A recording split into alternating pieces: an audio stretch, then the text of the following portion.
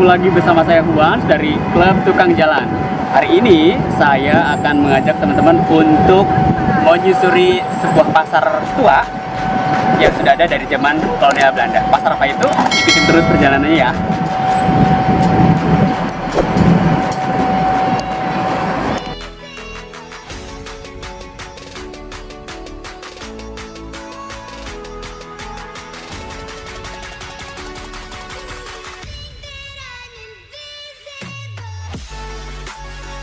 Di video sebelumnya tentang pasar baru, saya pernah menyinggung satu pasar lama juga yang ada di Batavia sejak zaman Belanda, yaitu Pasar Senen.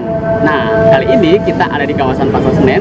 Pasar Senen itu sudah ada dari zaman Belanda juga, tepatnya sekitar tahun 1735. Ya, Pasar Senen diinisiasi oleh seorang saudagar Belanda bernama Justinus Pink. Jadi dibangun oleh pengusaha Belanda tersebut bersamaan dengan Pasar Sabtu. Ya, Pasar Sabtu nanti kita datengin juga. Gimana itu? Ikutin terus ya. Pasar Senen itu masih ada di kawasan Jakarta Pusat. Dan kenapa namanya Pasar Senen? Karena bukanya, operasionalnya terjadi di setiap hari Senin, makanya disebutnya kawasan Senen atau Pasar Senen. Tapi sebelum disebut Pasar Senen, sebelumnya awal-awal dibukanya pasar ini, orang-orang menyebutnya dengan Pasar Pink karena diambil dari nama Justinus Pink. Ya, jadi nama awalnya Pasar Pink, tapi lama-kelamaan karena beroperasional setiap hari Senin, jadi masyarakat setempat menyebutnya Pasar Senen gitu. Namanya juga pasar, otomatis tempat transaksi jual beli ya. Dari zaman Belanda sampai sekarang Pasar Senen masih tetap aktif. Bahkan dari tahun 70-an mungkin ya, sudah sangat populer kawasan Senen itu menjadi tempat berkumpulnya para seniman juga. Seperti bapaknya Sidul, Rano Karno ya, dia juga sempat menjadi seniman Senen. Ada juga Aminah Chandra Kasih dan lain-lain sebagainya. Nah, di Pasar Senen ini juga kita sekarang bisa belanja barang second. Barang second tersebut masih dengan kualitas bagus. Harganya otomatis relatif murah. Tapi teman-teman harus pinter-pinter memilih ya. Nanti tinggal memilih dan biasanya mereka akan dijual lagi di tempat lain selain di Jakarta.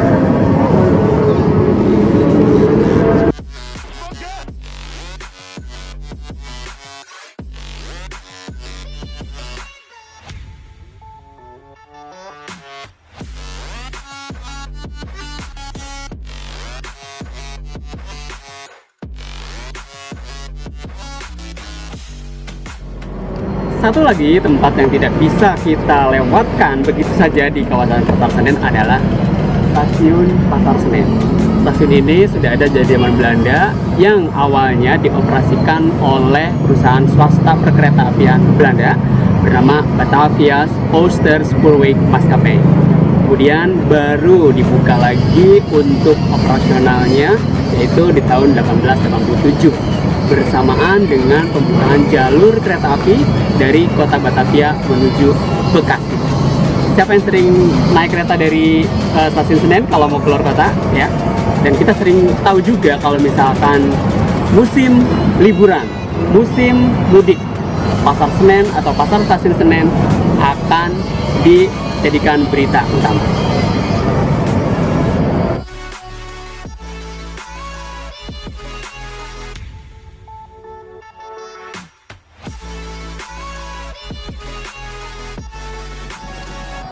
Nah, inilah di belakang saya wajah baru dari Stasiun Pasar Senen. Tapi di dalamnya itu masih berbentuk arsitektur dari bangunan lama. Karena ini sudah jadi cagar budaya, jadi tidak boleh dirombak total arsitekturnya. Di Stasiun Senen juga terdapat terowongan untuk penyeberangan. Jadi zaman dulu ketika penumpang akan masuk ke peron yang lainnya, seberangnya itu harus melalui jalur terowongan, dan sampai sekarang masih dipakai dengan baik karena memang seharusnya seperti itu. Kalau misalkan dari peron satu ke peron yang lainnya, ke seberangnya, itu harus menyeberangnya melalui jalur terowongan bawah tanah, dan masih kuat bangunannya ya.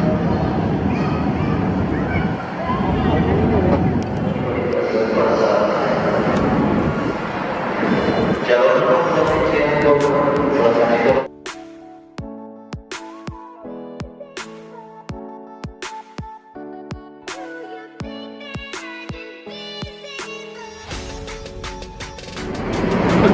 yang suka seni pertunjukan, di kawasan Pasar Senen juga terdapat gedung pertunjukan bernama Gedung Wayang Barata. Gedung Wayang Barata ini sebetulnya sudah dari tahun 1963-an ya, dan sampai hari ini masih aktif, cuman karena sekarang lagi COVID jadi tidak dibuka untuk umum lagi.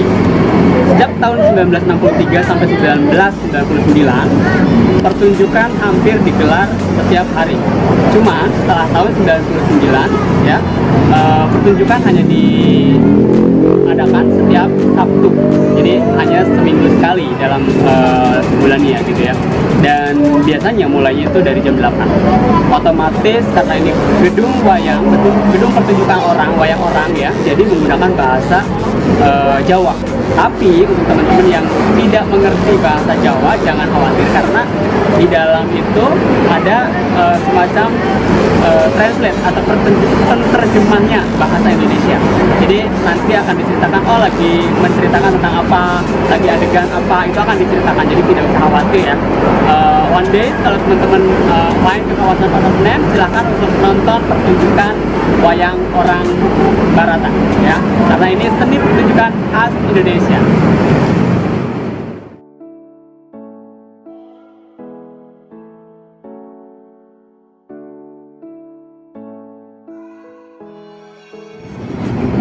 Nah, sekarang saya ada di Jalan Keramat Raya, daerah Kuitang.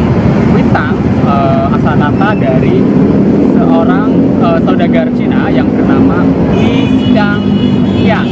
Nama saudagar Cinanya, dia keturunan Cina yang tinggal di Batavia dari abad ke-17-an.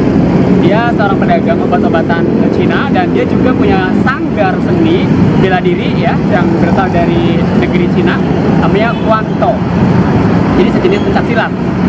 Kalau Kuitang itu ke arah sebelah sana. Nah, kalau lurus ke depan saya itu ke arah jalan Gunung Sahari. Jadi ini jalan raya Keramat ini central point-nya sih kawasan Senen. Jadi perempatan kawasan Senen, dan sebelah kanan saya juga ada gedung bioskop. Sebetulnya sekarang sudah tidak berfungsi karena sebetulnya gedung bioskop ini sudah lama tidak berfungsi dari tahun 2010-an mungkin ya, saya juga kurang hafal.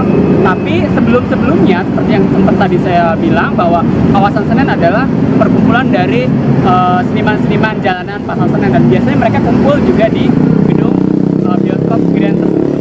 Ya, jadi teman-teman kalau yang mungkin belum tahu kawasan Senen, kawasan Keramat Raya ini adalah masuk ke kawasan wilayah Pasar Senen juga. Dan di belakang saya itu ke sana lurus, kita juga bisa nyobain ada es krim Baltik. Dia juga es krim sudah legendaris dari tahun 1950-an juga. Cuman nggak tahu nih hari ini buka atau tidak. Jadi nanti kita lihat saja. Dan kalau teman-teman pernah nonton film Ada Apa Dengan Cinta, ketika adegan Cinta dan Rangga berpapasan di sini dan berharap Cinta dilihat oleh Rangga, itu scene-nya ada di daerah Kuitang sini. Waktu itu kan masih ada toko buku. Jadi Rangga dan Cinta sedang mencari buku waktu itu. Tapi kalau sekarang tidak ada lagi toko bukunya karena sudah dipindahkan ke Pasar Kenari. Jadi tidak banyak toko-toko buku second yang ada di Pasar Senen Kuitang ini.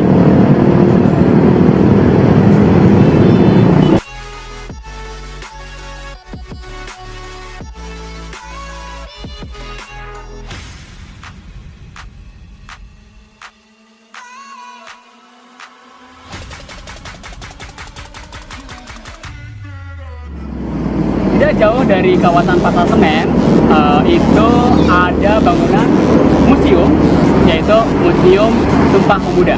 Museum Sumpah Pemuda dulunya merupakan bangunan rumah tinggal biasa milik keturunan dari Tionghoa. Jadi bangunan ini dulu dipakai sebagai untuk tempat indekos mahasiswa Stovia, dan mereka aktif melakukan diskusi pergerakan kemerdekaan Indonesia. Jadi pemuda-pemuda yang sekolah di Stovia waktu itu ada sebagian yang tinggal di sini atau kos di rumah ini, dan mereka sering kumpul-kumpul diskusi atau melakukan aktivitas kesenian. Baru dari situlah muncul organisasi pemuda-pemuda dari seluruh Indonesia. Ada Yong Yapa, Yong Celebes, Yong Ambon, dan lain sebagainya.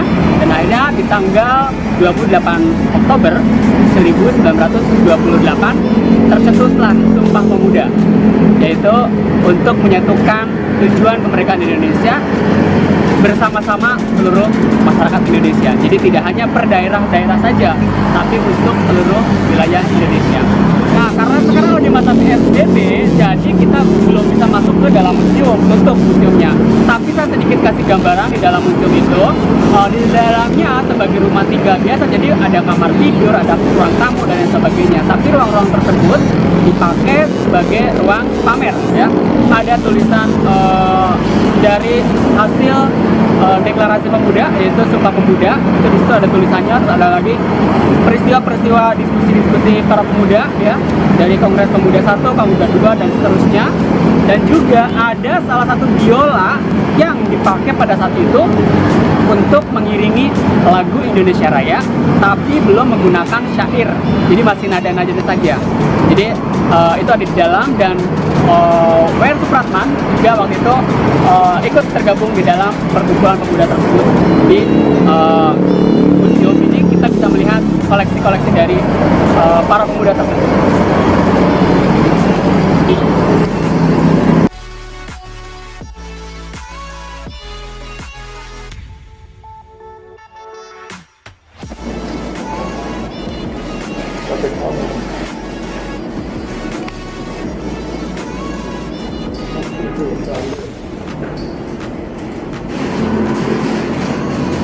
Nah, kita sekarang lagi ada di toko kue namanya Maison Weiner dari tahun 1936. Jadi toko kue ini sangat legendaris. Jadi teman-teman kalau mau nyobain kuenya di sini silakan, dari pagi sampai jam 6 sore. Macam-macam kuenya. Yang ini saya nyobain yang puding Earl Grey. Rasanya sih enak banget. Saya cobain lagi. Enak banget. Jadi perjalanan kita berakhir sampai di sini. Terima kasih untuk yang sudah nonton, dan jangan lupa untuk like, comment, subscribe, dan share ya. Terima kasih, sampai ketemu lagi di perjalanan berikutnya bersama saya Juan dari Klub Tukang Jam. Dah.